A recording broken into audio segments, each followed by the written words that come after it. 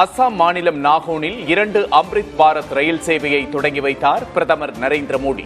6950 கோடி ரூபாய் மதிப்பில் காசிரங்கா உயர்மட்ட சாலை திட்டத்துக்கும் அடிக்கல்.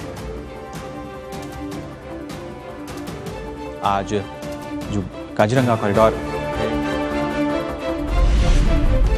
மக்கள் மத்தியில் காங்கிரஸ் நம்பிக்கையை இழந்துவிட்டதாக பிரதமர் மோடி விமர்சனம். வளர்ச்சியான திட்டங்கள் இல்லாததே காங்கிரசின் தோல்விக்கு காரணம் என்றும் பேச்சு.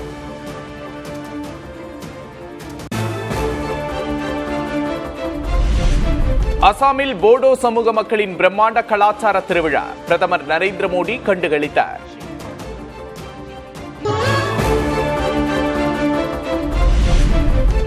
ஈரோடு மாவட்டம் வெள்ளோட்டில் நிறுவப்பட்டுள்ள காளிங்கராயர் சிலை காணொலி காட்சி மூலம் திறந்து வைத்தார் முதல்வர் மு.க. ஸ்டாலின்.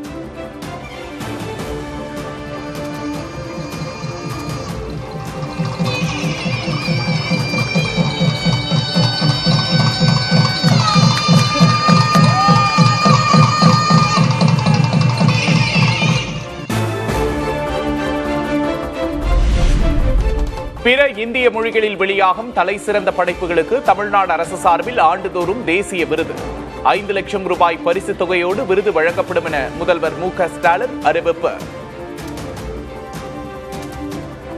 குறிப்பிட்ட இந்திய மொழிகளில் வெளியாகிற தலை சிறந்த இலக்கிய படைப்புகளுக்கு தமிழ்நாடு அரசின் சார்பில் ஆண்டுதோறும் தேசிய அளவிலான விருதுகள் வழங்கப்படும்.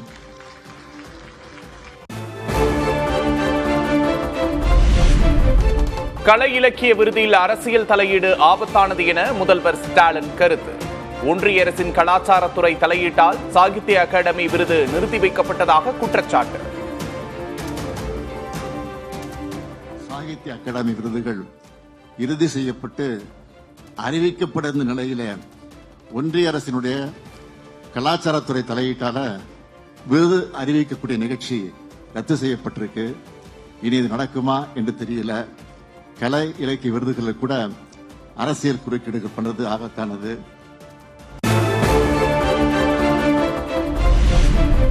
கோவளம் நன்னீர் தேக்க திட்டத்தை கைவிட நாம் தமிழர் கட்சியின் ஒருங்கிணைப்பாளர் சீமான் வலியுறுத்தல். 16 கிராம மீனவர்களின் வாழ்வாதாரம் பலிகொடுக்கப்படுவதாக குற்றச்சாட்டு.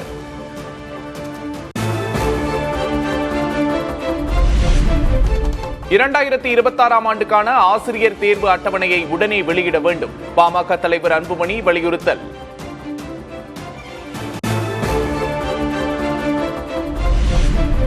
பொங்கல் விடுமுறை முடிந்து சென்னை திரும்பும் மக்கள். உளுந்தூர்பேட்டை சுங்கச்சாவடியில் கடும் போக்குவரத்து நெரிசல்.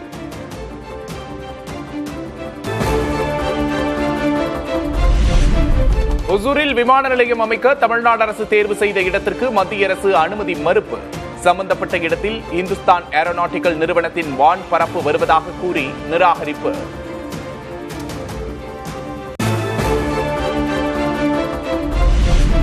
வரலாறு காணாத உச்சத்தை தொட்டது கறிக்கோழியின் விலை. 1 கிலோ 152 ரூபாயாக உயர்வு.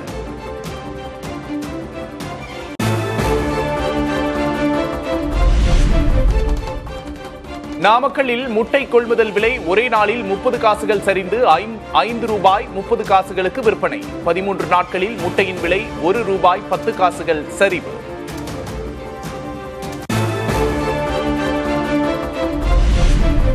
திருப்பூரில் சிக்கன் விலை உயர்வால் மீன் வாங்க குவிந்த அசைவ பிரியர்கள். 1 கிலோ மத்தி மீன் 100 ரூபாய்க்கு விற்பனை.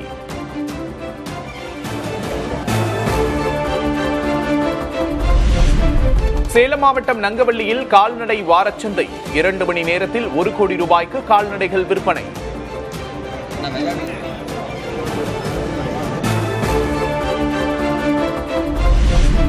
சேலம் மாவட்டம் ஆத்தூர் அருகே ஜல்லிக்கட்டு போட்டி. வாடிவாசலில் இருந்து சீறி பாய்ந்த காளைகளுடன் மல்லு கட்டிய வீரர்கள்.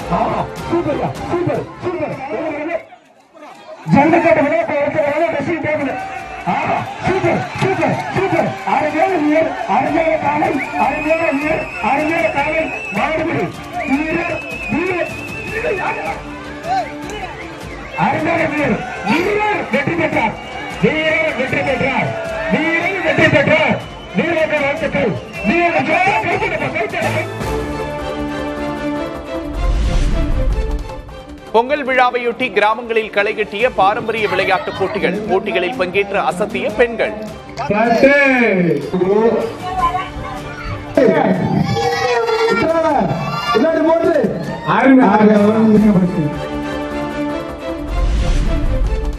திருவண்ணாமலை கோவிலில் திரண்ட பல்லாயிரக்கணக்கான பக்தர்கள் 6 மணி நேரம் நீண்ட வரிசையில் காத்திருந்து தரிசனம்.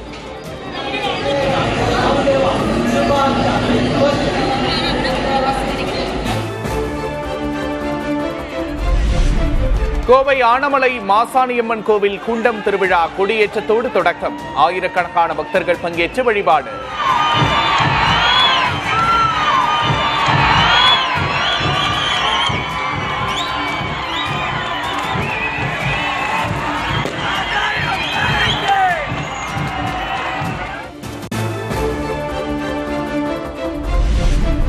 தை அமாவாசையையொட்டி மூதாதையர்களுக்கு தர்ப்பணம் கொடுக்க நீர்நிலைகளில் குவிந்த மக்கள். கடும் குளிரையும் பொருட்படுத்தாமல் கடலில் புனித நீராடி வழிபாடு.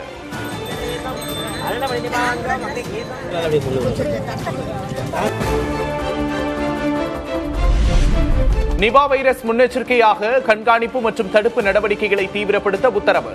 மேற்கு வங்கத்தில் நிபா வைரஸ் பாதிப்பு உறுதி செய்யப்பட்ட நிலையில் தமிழக அரசின் பொது சுகாதாரத்துறை சுற்றறிக்கை.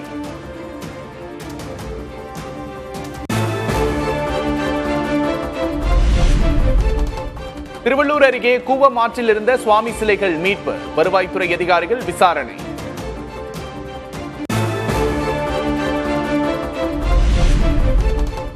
விமான சேவை குளறுபடிகளுக்காக இண்டிகோ நிறுவனத்திற்கு 22 கோடியே 20 லட்சம் ரூபாய் அபராதம் விதிப்பு.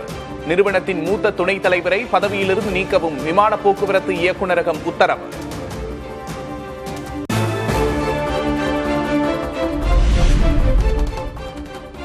அமாவாசையொட்டி உத்தரப்பிரதேச மாநிலம் பிரயாக்ராஜ் திருவேணி சங்கமத்தில் புனித நீராடிய பக்தர்கள். ஹெலிகாப்டரிலிருந்து பக்தர்கள் மீது தூவப்பட்ட மலர்கள்.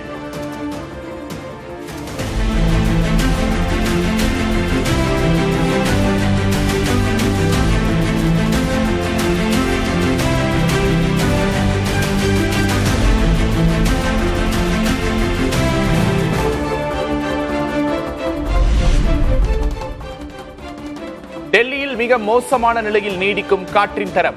சுற்றுச்சூழல் சீர்கேட்டால் மக்கள் பாதிப்பு.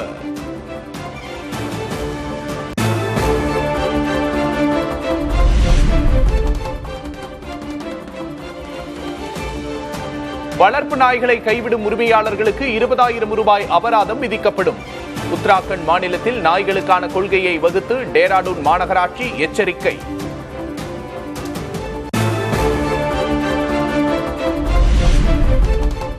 தென்னாப்பிரிக்க நாடுகளில் கனமழையால் வெள்ளம். 200க்கும் மேற்பட்டோர் உயிரிழப்பு.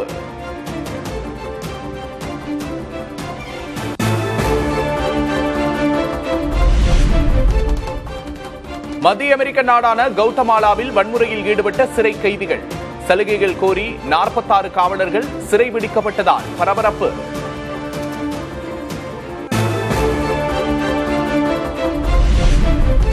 எட்டு ஐரோப்பிய நாடுகளுக்கு வரி விதிக்கும் அமெரிக்காவின் முடிவுக்கு பிரிட்டன், பிரான்ஸ் உள்ளிட்ட நாடுகள் எதிர்ப்பு. டிரம்பின் முடிவால் ரஷ்யாவும் சீனாவும் தான் பலனடையும் என விமர்சனம்.